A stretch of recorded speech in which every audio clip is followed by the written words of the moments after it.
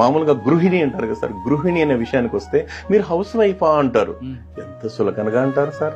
అదే house wife అనే విషయానికి వచ్చినప్పుడు ఆ మహాతల్లి ఉదయం నిద్ర లేచింది మొదలుకొని సార్ తెల్లారు అంటే సూర్యుడు ఉదయించక ముందే నిద్ర లేచి ఆ తర్వాత ఆ ఇంటి పనులన్నీ చక్కదిద్దుకుని తను తింటుందో తినలేదో బిడ్డలు క్యారియర్ కట్టేయడం, వాళ్ళకి మంచిర్లు చూడడం, స్కూల్కి పంపడం, మళ్ళీ ఇంటి పనులు చూసుకోవడం, మళ్ళీ మధ్యాహ్నం భోజన కార్యక్రమం, ఆ తర్వాత భర్త ఇంటికి వస్తే భోజనం పెట్టడం, మళ్ళీ సాయంత్రం మళ్ళీ పిల్లలు ఇంటికి చూసుకోవడం, మళ్ళీ ఈ ఇంట్లో ఉంటాయి కదా సార్ ఇంటి పనులు, ఇంటిల్లి 10 పనులు అంటే ఒకటేని కాదు సార్.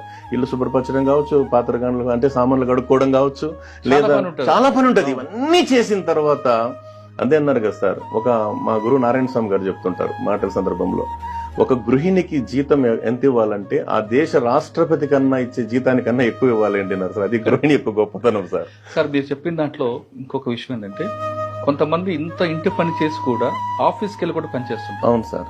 మీరు